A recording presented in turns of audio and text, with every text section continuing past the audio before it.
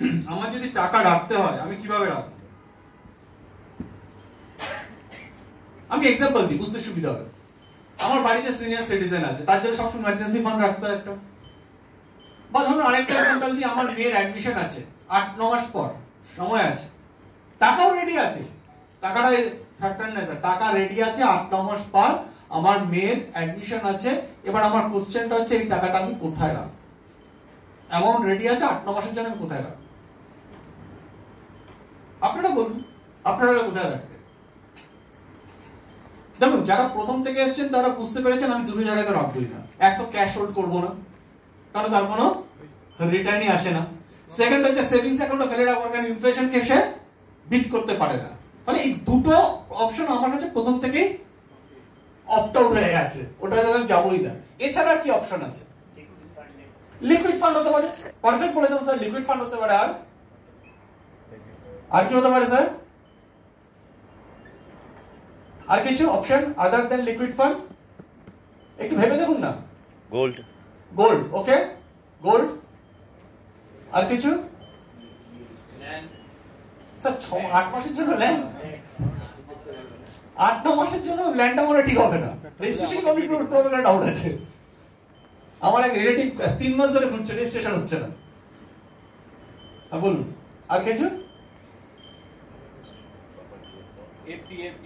FD, right, এটা তো আমরা করেই আসি, 8-9 মাসের জন্য শর্ট টার্ম এফডি, ওকে। আর দেখুন আমার কাছে দুটো বাস্কেট আছে, একটা ডিপোজিট, একটা ইনভেস্টমেন্ট। একটু আগে বললাম ডিপোজিটের রিটার্ন বাট স্টেবিলিটি আছে, আর ডান দিকে আছে আমার ইনভেস্টমেন্ট, যেখানে আমার রিটার্ন হওয়ার চান্স বেশি আছে কিন্তু ফ্লাকচুয়েশন আছে। একটু প্র্যাকটিক্যালি ভাবে, ইনভেস্টমেন্ট করলে রিটার্ন পাওয়ার চান্স বেশি আছে, কিন্তু 8-9 মাস শর্ট টার্ম, পার্সেন্টেজে না অ্যামাউন্টে যদি কনভার্ট করি খুব বেশি ডিফারেন্স হবে। শর্ট টার্মে খুব বেশি ডিফারেন্স হয় না অ্যামাউন্টে, লং টার্ম অ্যামাউন্টে বিশাল ডিফারেন্স হয়, শর্ট টার্মে খুব বেশি ডিফারেন্স হয় না, কিন্তু তার থেকেও বড় ডিফারেন্স হয়ে যেতে পারে যদি 8-9 মাসের মধ্যে কোনো যুদ্ধ লেগে যায়। কেন প্রাইম মিনিস্টার বলেছেন সিঙ্গুর অপারেশন এখনো শেষ হয়নি, তো এক যুদ্ধ লেগে যেতে পারে। ট্রাম্প সাহেব তাকে করে ভুলে যাচ্ছি, সে আবার নতুন কিছু করে বসতে পারে, বলে বসতে পারে, নানা রকম ঘটনা ঘটতে পারে।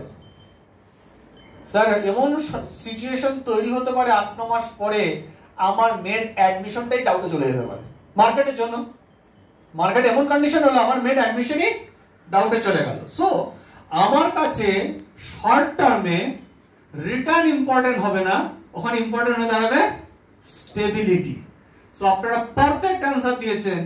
আমরা শর্ট টার্মের টাকা ব্যাংকে শর্ট টার্ম এফডি করতে পারি, লিকুইড ফান্ডে রাখতে পারি, এগুলো হচ্ছে পারফেক্ট অ্যান্সার। মিউচুয়াল ফান্ডের যে কোনো স্টেবল ফান্ডে আমরা রাখবো যেখানে ইনভেস্টমেন্ট কম্পোনেন্ট নেই। মিউচুয়াল ফান্ডটা যত ইনভেস্টমেন্ট কম্পোনেন্ট আছে সেখানে রাখবো, পারফেক্ট বলেছেন স্যার। আচ্ছা, এটা তো একটা পার্ট হয়ে গেল। মেয়ের অ্যাডমিশন হয়ে গেছে স্যার, এবার ভাবি মেয়ের অ্যাডমিশনের পর আবার টাকা লাগবে, হায়ার এডুকেশন, সময় আছে। টাকা রাখার সময় স্যার দুটো জিনিস আমাদের বলতে হয়, একটা হচ্ছে টাইম ফ্রেম আর একটা বলতে হয় অ্যামাউন্ট। অ্যামাউন্ট আবার দুভাবে বলা যায়, আইদার আমি বলবো টার্গেট অ্যামাউন্ট আর নালে বলবো স্টার্টিং অ্যামাউন্ট, যে কোনো একটা অ্যামাউন্ট। স্যার আমি বলবো, আমাকে বলতে হবে ফার্স্ট হচ্ছে 15 বছর সময় আছে মেয়ের হায়ার এডুকেশনের জন্য, আর সেকেন্ড হচ্ছে এই মুহূর্তে আমার কাছে 10 লাখ টাকা রেডি আছে, 10 লাখ টাকা রেডি আছে, 15 বছর সময় আছে। এবার আপনারা বলুন এই টাকাটা আমি কোথায় রাখতে পারি?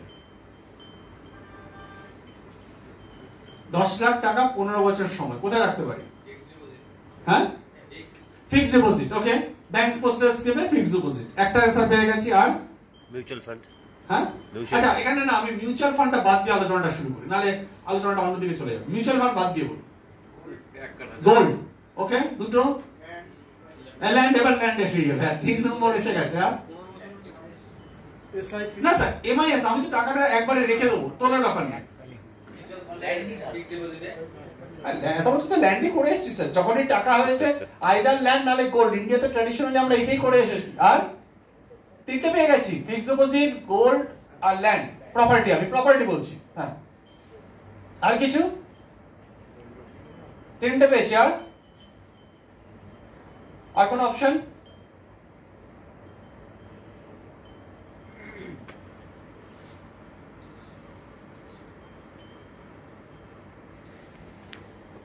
আর কিছু?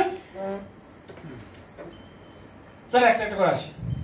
ফার্স্ট আসি ফিক্সড ডিপোজিট। স্যার আমি যদি ফিক্সড ডিপোজিট করতে চাই ম্যাক্সিমাম কত বছরে করা যায়? ম্যাক্সিমাম কত? 10 ইয়ার্স। পারফেক্ট, আমি শুনতে পাই 10 ইয়ার্স। ঠিক বলেছেন, একদম 10 ইয়ার্স। আপনি কোনো ব্যাংকের যে কোনো ব্রাঞ্চে চলে যাবেন, গিয়ে বলবেন ওই 10 বছরের বেশি চার্টটাতেই 10 বছরের বেশি এন্ট্রি নেই, আপ টু 10 বলেই শেষ। কেন নেই? কারণ আরবিআই কোনো ব্যাংকে পারমিশনই দেয়নি এর থেকে বেশি সময় টার্ম ডিপোজিট দেওয়ার, পারমিশনই দেয়নি। আপনি পোস্টাল স্কিম করতে চান, সেম সিচুয়েশন। বিভিন্ন স্কিম আছে কিন্তু কোনোটাই 5 বছর 10 বছরের বেশি নেই। অর্থাৎ আমাদের দেশে মার্কেট রেগুলেটর, গভর্নমেন্ট একটা ক্লিয়ার ইন্ডিকেশন দিচ্ছে এগুলো লং টার্মে টাকা রাখার জায়গা নয়। স্যার সিস্টেম অ্যালাউ করে না, আমরা অনেকে তার একটা আদার সলিউশন বের করে নিয়েছি। কি করি? আমরা রিনিউ করি, বারবার করে রিনিউ করতে লাগে। স্যার ওটা সলিউশন নয়, আর তার জন্য সাফার আমাদের করতে হয়। আমি আসবো পরে কেন সাফার করতে হয় যদি সময় থাকে।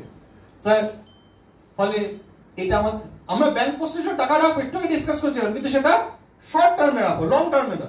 লং টার্মে ইন্ডিয়াতে টাকা রাখার জন্য ব্রডলি 3টেই জায়গা আছে। ব্রডলি আপনারা একটা দুটো তো বলেই দিয়েছেন, গোল্ড অ্যান্ড প্রপার্টি। এটা আগের জেনারেশন বেশি প্রেফার করে এসছে, আজকের জেনারেশন প্রেফার করছে সেই জায়গাটার নাম কি?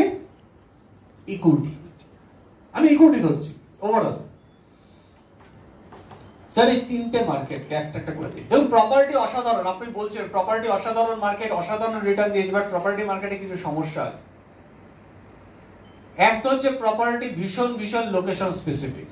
একবার ভেবে দেখুন ওই ফ্লাইওভারটা হওয়ার আগে এই দিকে প্রপার্টির কি অবস্থা ছিল, এখন কি অবস্থা হয়েছে। সো প্রপার্টি ভীষণ লোকেশন, কোথায় কেন কবে দাম বাড়বে আর বাড়বে না এটা বোঝার যথেষ্ট জটিল ব্যাপার। এটা হচ্ছে 1 নম্বর। 2 নম্বর হচ্ছে এর থেকে বড় কারণ আছে স্যার আমার কাছে। 2 নম্বর হচ্ছে আজও আমাদের দেশে প্রপার্টি মার্কেট ফুললি রেগুলেটেড নয়, ফুললি ডিজিটালাইজ নয়। এটা শুরু হয়ে গেছে প্রসেস, নতুন প্রপার্টি গুলো শুরু হয়ে গেছে, পুরনো প্রপার্টি এখনো। স্যার এই কাজটা চলছে, যেদিন এই কাজটা কমপ্লিট হয়ে যাবে ইন্ডিয়াতে প্রপার্টি মার্কেট ভীষণ ইন্টারেস্টিং জায়গায় চলে যাবে, যেটা ডেভেলপ কান্ট্রিতে হয়। মনে করুন আজকে একটা ওয়ার্কিং ডে, আপনি ধরে নিচ্ছি ওয়ার্কিং ডে, আজকে আপনি প্রপার্টি পারচেজ করেছেন, বিকেলবেলা 5টার আগে অফিস বন্ধ হওয়ার আগে ভবিষ্যতে যেটা হবে অটোমেটিক্যালি রেজিস্ট্রেশন হয়ে যাবে, মিউটেশন হয়ে যাবে, সব কমপ্লিট হয়ে যাবে। কালকে সকালবেলা ভালো দাম পেয়ে চাইলে বিক্রি করে দিতে পারবে, যেটা আমরা ইকুইটি মার্কেটে করি, আজ কিনছি কালকেই বিক্রি করতে পারছি। সেই দিকে এগোচ্ছে স্যার। যখন প্রপার্টি এরকম লিস্টেড হয়ে যাবে, ডিজিটালাইজ হয়ে যাবে, তখন এরকমই হবে যেরকম ডেভেলপ কান্ট্রিতে হয়, বাট সেটা হতে সময় লাগবে, সেই জায়গায় এখনো আসেনি। 2 নম্বর আসি গোল্ড। একটু আগে ডিসকাস করছিলাম, গোল্ড এখন 1,06,000 টাকা।